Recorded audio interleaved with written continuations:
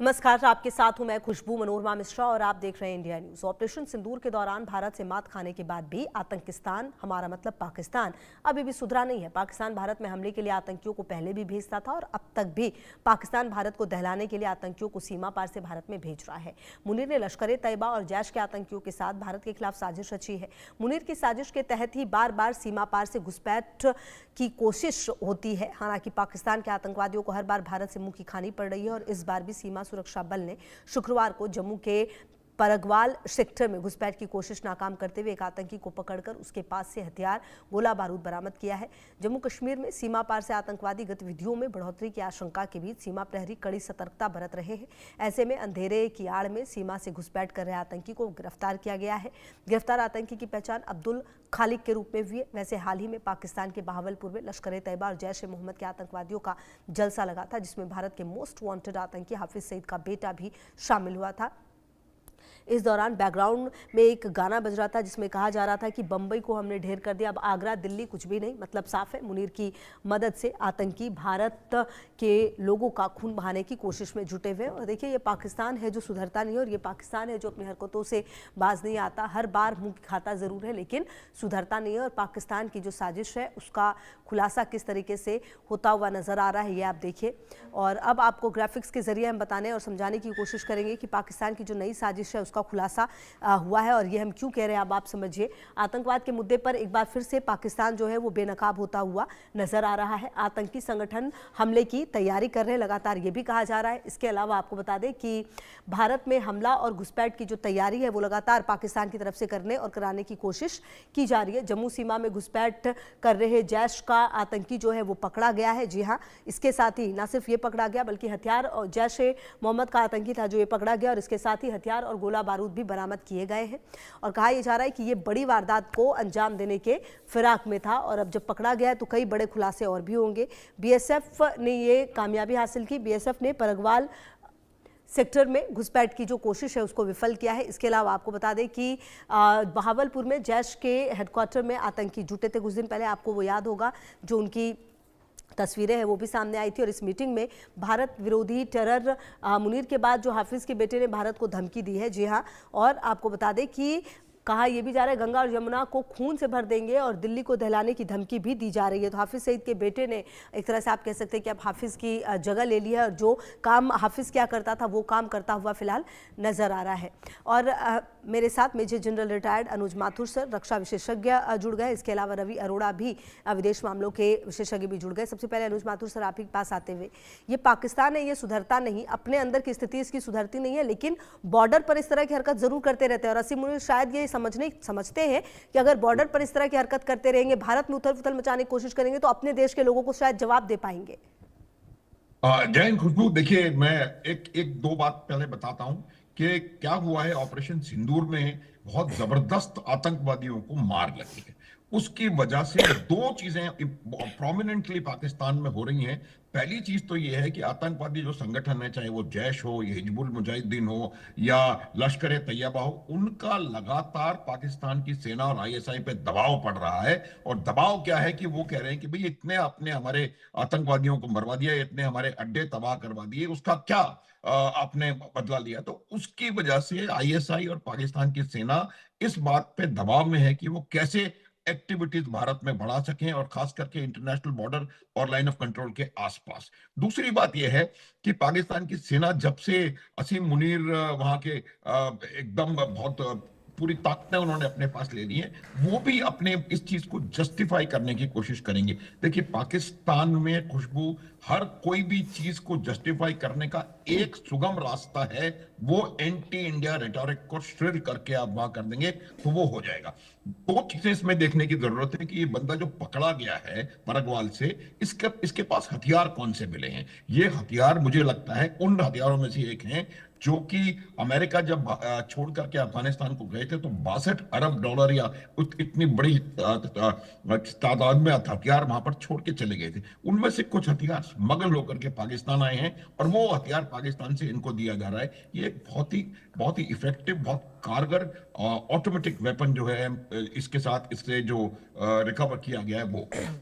एक चीज और आपको समझने की जरूरत है। अब ये जो रेटोरिक वहां बना रहे हैं और जी ये कह रहे हैं कि हमने मुंबई किया और अब आगरा दूर नहीं है, ये दूर नहीं, तो एक बात तो बिल्कुल साफ है कि पाकिस्तान अब किसी भी तरीके से इस चीज से पीछे नहीं हट सकता है कि बंबई में उसका हाथ था। ये उनको पता था, हमने कई दफा इसको सिद्ध कर दिया है। लेकिन जो बोलते थे ये लोग, जो प्रोपेगेंडा करते थे कि हमारा कोई उससे लेना देना नहीं है, वो बिल्कुल साफ उभर करके सामने आ गया है। इस बात को वो मान रहे हैं। ये पाकिस्तान की तरजीहत रही है कि वो जब भी आप देखेंगे इस प्रकार का कोई एक्ट होता है, कुछ समय के बाद उनका कोई मिलिट्री लीडर या कोई आतंकी लीडर उसको अपने अपने ऊपर लगा लेता है, क्योंकि उनको भारत में किए हुए किसी भी एक्ट से उनको वहां पर रेलेवेंस जो है वो मिलती है।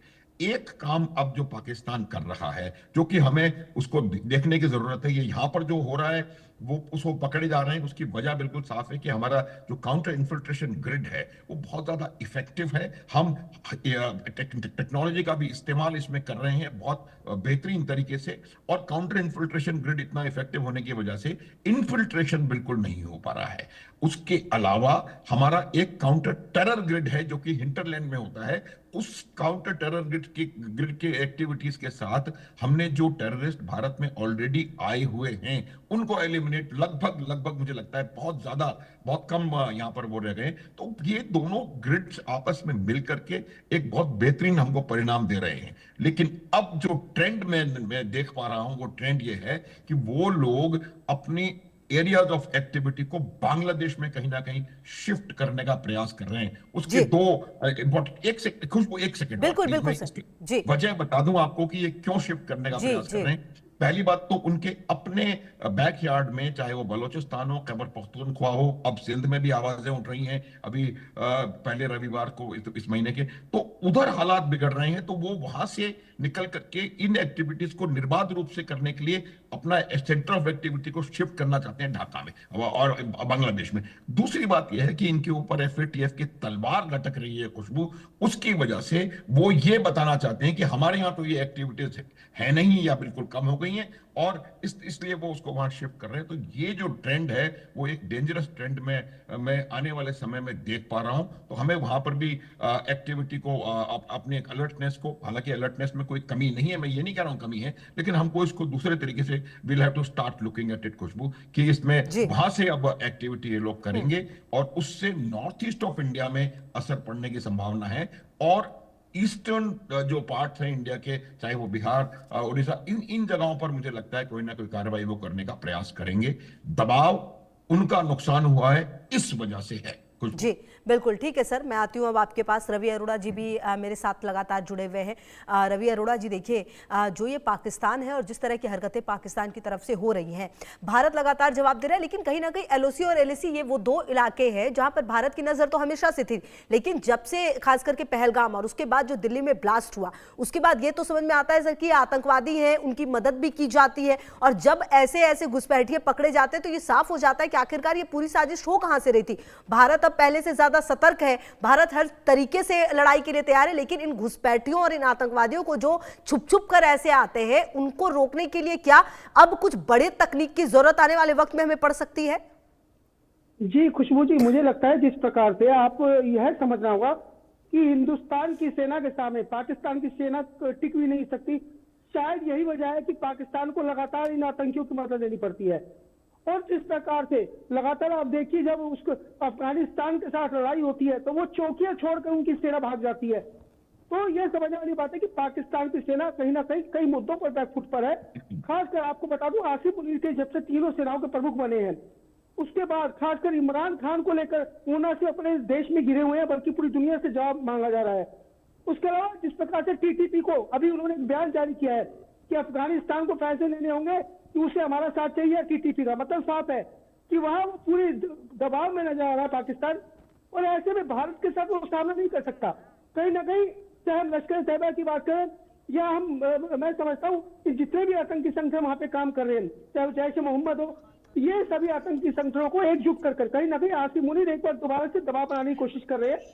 लेकिन सच्चाई यह है कि भारतीय सेना पूरी तरह से अलर्ट है, और खासकर जब जिक्र हो रहा था कि बांग्लादेश का, ये सच्चाई है अभी पिछले काफी समय से जो आतंकी संगठन है, इनके जो स्लीपर नेटवर्क है पूरी तरह से बांग्लादेश में एक्टिवेट कर दिए गए हैं, और इनका मकसद साफ है कि पूर्वोत्तर राज्यों के जरिए भारत के अंदर किस प्रकार से एंट्री की जाए, और खासकर क्योंकि ये मदरसे जो वहां पे आतंकी संगठन ISI की मदद से चलाए जा रहे थे, पिछले काफी समय से बंद थे, उन्हें दोबारा से तैयारी की जा रही है।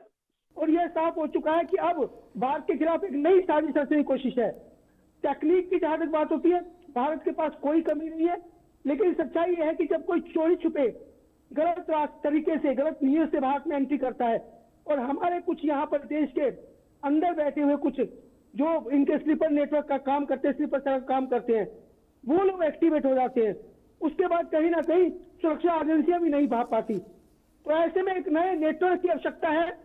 और खासकर अभी तो खुद अमेरिकी सरकार ने भी यह कह दिया कि पहलगाम हमले में जो हमला हुआ वो उस आतंकी संगठन द्वारा किया गया जो 2005 में आतंकी सूची में डाला गया था। तो मतलब यह साफ हो चुका है कि यह आतंकी हमला पाकिस्तान की शह पर हुआ था, आसिम मुनीर की शह पर हुआ था।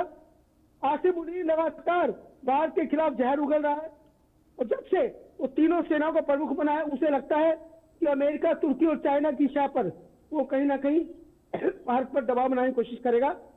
लेकिन सच्चाई यह है कि इन आतंकियों के सहारे वो भारत पर कभी भी जीत नहीं सकता। दूसरी बात, वहां की सेना भारतीय सेना का सामना नहीं कर सकती।